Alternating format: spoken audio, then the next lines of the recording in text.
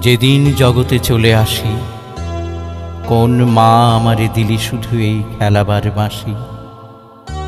বাজাতে বাজাতে তাই মুগ্ধ হয়ে আপনার সুরে দীর্ঘদিন দীর্ঘ রাত্রি চলে গেছি একান্ত সুদূরে।